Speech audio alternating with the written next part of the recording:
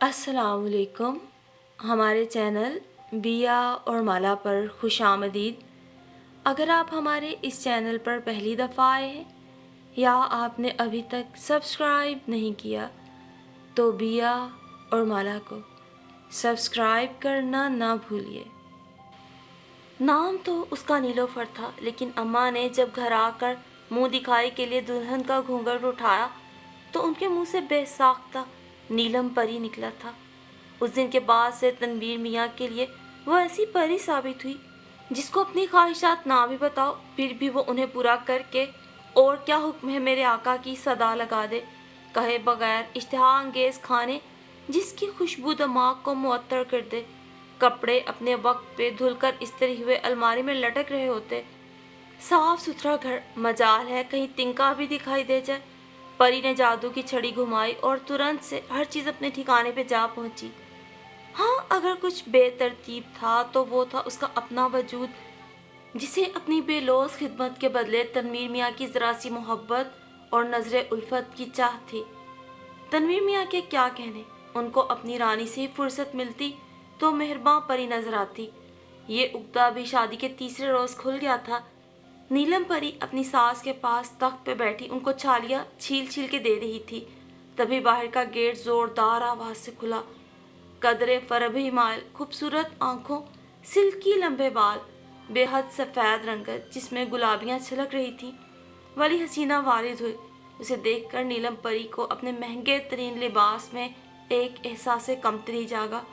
उसने अपनी सांवली कलाई पर नजर डाली और लाशौरी तौर पर दोनों बाजू दुपट्टे के नीचे कर लिए। अच्छा, तो ये है नीलोफर, मैं समझी कोई बड़ी हूर परी होगी। वो उसे सर से पांव तक तीखी नजरों से देखते हुए बोली। देख लिया, चलो जाओ अब दफान हो जाओ। अम्मा जी ने उगालदान में छालियाँ गिराते हुए मुंह खाली किया और कदरे गुस्से से गोया हुई। अरे अम्मा जी, इतनी जल्दी क्या है? तनवीर की दुल्हन को मुंह दिखाई मैं उसके हाथ से लगे मोहब्बत नामे तो दान कर दूं। बल्कि रुके, मैं पढ़कर सुना ही देती हूँ क्या क्या लिखता है मेरे हुस्न पर मेरे ही सामने बैठ कर रोजाना। उसने तख्त पर नीलोफर के बराबर जगह बनाई और हाथ में पकड़े शॉपिंग बैग को खोलने लगी। मैं कहती हूँ रानी, अल्लाह के कहर से डर। पहले मेरा मासूम बच्चा फंसाया, फिर रिश्ता लेकर जाने पर भाइयों से बेइज्जती करवाई। अब क्या चाहती है? उसका बसा बसाया घर अपने ओछे हथकंडों से उजाड़ देगी? ये मैं कभी नहीं होने दूंगी। इसीलिए एक समझदार हीरे का इंतखाब किया है मैंने। अम्मा जी ने एक अज़म से कहते हुए फखिया नज़रों से नीलोफर की जानिब देखा, जो बात समझने की कोशिश में दोनों के बयानात सुन रही थी। तेरे हीरे को वापिस कोयले की कान में ना छोड़ाई ना तो मेरा नाम भी रानी नहीं। रानी ने तनवीर मियाँ की तरफ से लिखे खतूत नीलोफर की गोद में फेंके और खुद अम्मा जी को धमकी देती वापस चली गई।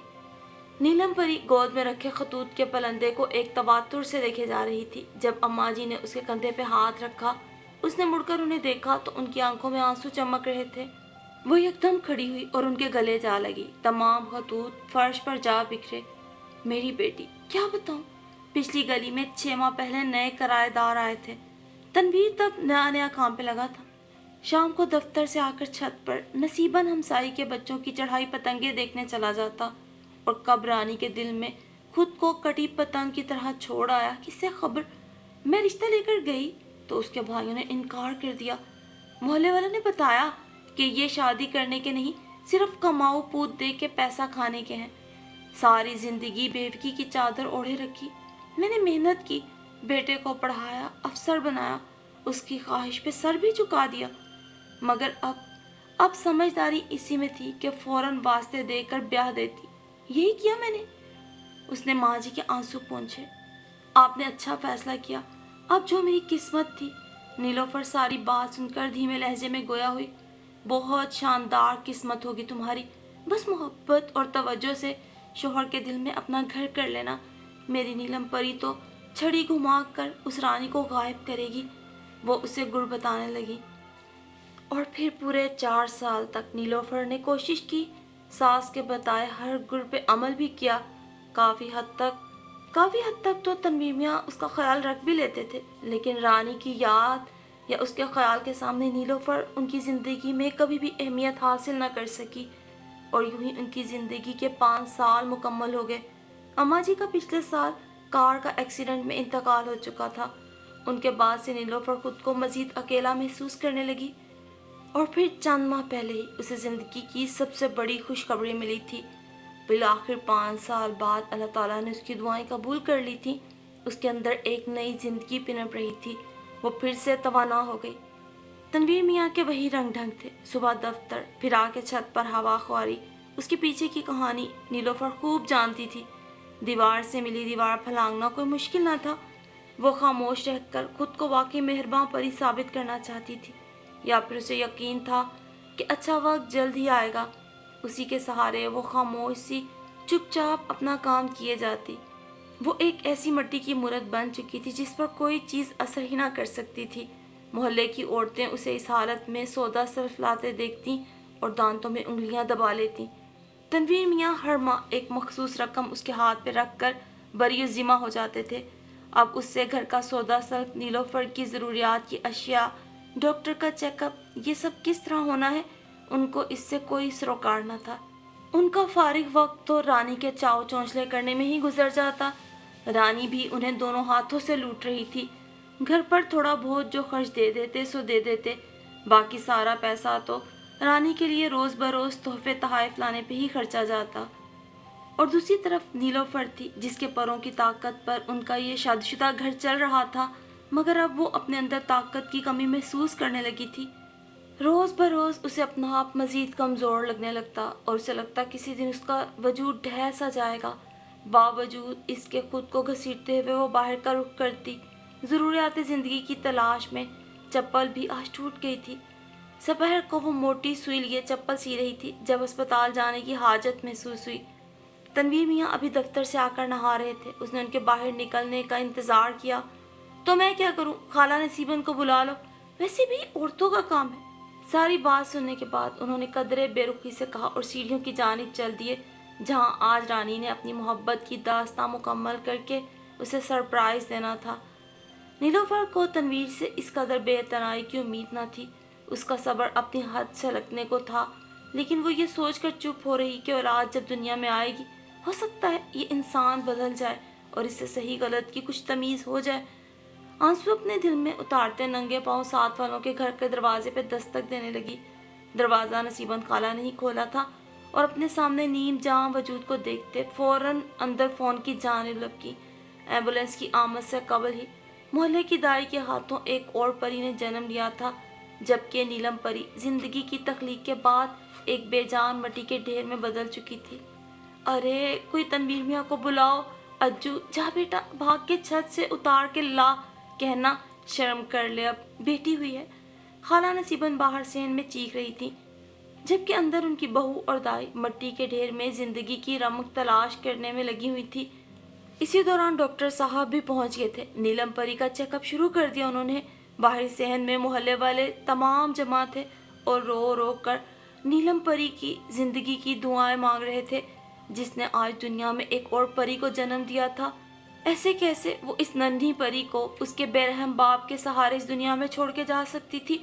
वो मर्द जिसने सही और गलत की तमीज़ ही भुला दी, जिसने हलाल होते भी हराम खाया। लोगों के दिलों में आज तनवीर मियाँ के लिए नफरत थी तो नीलम परी के लिए हमदर्दी और दुआएं थी। और किस्मत की सितम ज़रीफ़ी कि तनवीर मियाँ जिनके घर पे ये क़यामत टूटी हुई थी, खुद रानी के साथ रंगरलियाँ मनाने में मसरूफ़ थे। सारा मोहल्ला तो उनकी बेगम के सराहने खड़ा था, लेकिन जिसे होना चाहिए था वही नहीं था। बिल आखिर रानी से फुर्सत पाने के बाद तनवीर मियाँ नीचे आ ही गए। जिस वक्त वो कमरे में दाखिल हुए, अंदर बैठे डॉक्टर ने नीलोफर की मौत की तस्दीक कर दी थी। तनवीर मियाँ तो हैरत से गुम नीलम परी को देखते जा रहे थे।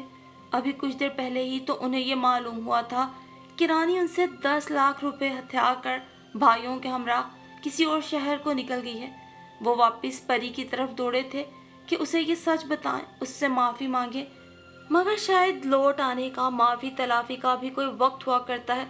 आज नीलम परी जिस हाल में थी और उसने अपने शोहर को मदद के लिए पुकारा था, फिर जिस बेरहमी से तनवीर मियाँ उसे ठुकरा कर ठोकर मार के ऊपर चले गए थे, शायद कुदरत को भी उनका यह गरूर और तकब्बुर और बेरहमी पसंद ना आई थी। بس تھوڑے سے وقت میں ہی ان کا بسا بسا گھر ویران ہو گیا تھا، اجڑ گیا تھا۔ ان کی ماں کی محبت سے لائی نیلم پری ان سے روٹھ گئی تھی، اور روٹنا اس کا حق تھا۔ آخر انہوں نے اسے اچھا دیا بھی کیا تھا؟ وہ بھی انہیں اس دنیا میں تنہا چھوڑ گئی۔ زر بھی نہ رہا اور زن سے بھی گئے۔ اب ان میں کچھ اور کھونے کی ہمت نہ تھی، اس لیے اپنی ننھی پری کو سینے سے لگا کر سسک سسک کے رو دیے۔ نیلم پری نے آخر جادو کی چھڑی گھما کر رانی کو تو غائب کر دیا، اور جاتے جاتے بھی اپنا وجود دان کر تنویر میاں کو ایک بیٹی دے گئی تھی کہ کہیں وہ دنیا میں تنہا نہ رہ جائیں۔ نصیبند خالہ نے کہا تھا، تنویر میاں بڑی غفلت کی تم نے، خدا کے ہاں جا کر جواب دو کہ کل کو۔ تڑپ تڑپ کے جان دے دی بچی نے۔ دیکھو خدا نے آج تمہیں بھی بیٹی دے دی ہے، اب تو راہ راست اختیار کر لو۔ چھوڑ دو اس منحوس رانی کا پیچھا جو محلے کے ہر امیر لڑکے کو اپنے پیچھے لگائے ہوئے ہے۔ کچھ تو توبہ کر لو خدا سے۔ غضب خدا کا! نیچے تمہاری بیوی تڑپ کے جان دے رہی تھی، اوپر تم رنگ رلیاں منا رہے تھے، پر اس سے بھی اوپر ایک خدا بیٹھا ہے جو یہ سب دیکھ رہا تھا۔ اس نے اس معصوم کو اپنے پاس بلا لیا ہے، لیکن اب ایک معصوم تیری گود میں آ گئی ہے تنویر میاں۔ تیری ماں نے بڑا حلال کما کے بیوگی کے دنوں میں تجھے پالا تھا، اس مقام پہ پہنچایا تھا، اور ایک نیک خاندان سے لڑکی بیاہ کر تیری بیوی بنا کے لائی تھی۔ تو نے دونوں عورتوں کی قدر نہ کی۔ آج اللہ نے پھر تیری گود میں ایک بچی بھیج دی ہے۔ خدا کے واسطے یہ تیرے سامنے ہاتھ جوڑتی ہوں، اس رب کو راضی کر، اس سے معافی مانگ۔ تیری ماں چلی گئی، تیری بیوی چلی گئی، تیرا گھر ختم ہو گیا، لیکن پھر بھی اللہ نے تجھے ایک اور موقع دے دیا ہے۔ تنویر میاں اب اس بچی کا خیال رکھنا اور تمام غلط راستوں سے کنارہ کشی اختیار کر لینا۔ نصیبند خالہ کے الفاظ نہیں تھے، گویا بم دھماکے تھے جو تنویر میاں کو اپنی سماعتوں میں ہوتے محسوس ہوئے تھے۔ یہ بات اسے کئی دفعہ اماں سمجھا چکی تھی کہ تیری بیوی بہت نیک، بہت صابر عورت ہے، لیکن وقت گزرنے کے بعد آج انہیں سمجھ آئی بھی تو ان کے ہاتھ خالی تھے، ندامت کے آنسو ان کی آنکھوں سے بہہ رہے تھے۔ یہ بات بھلا وہ کسی کو کیسے بتاتے، لیکن ان کا دل اس پوری سچائی کو جان گیا تھا کہ نیک عورتوں کی بے توقیری کرنے والے مردوں کا یہی انجام ہوا کرتا ہے جو تنویر کا ہوا تھا۔ انہوں نے نیلوفر جیسی باحیا اور نیک عورت پر رانی جیسی بد کردار عورت کو ترجیح دی تھی، اور آج جب کہ وہ زندگی اور موت کی کشمکش میں تھی اور اس نے تنویر سے مدد بھی مانگی تھی، اسے پکارا بھی تھا، کیسے پتھر دل ہو کر وہ اسے ٹھکرا کر چلے گئے تھے۔ وہ اپنے کیے پہ نادم تھے، اور انہیں اپنے کیے کی سزا بھی آج مل گئی تھی، اور اس سزا کو تو اب انہیں زندگی بھر اپنے دل میں اٹھتی ندامت کی ٹیسوں کی صورت سہنا ہی تھا۔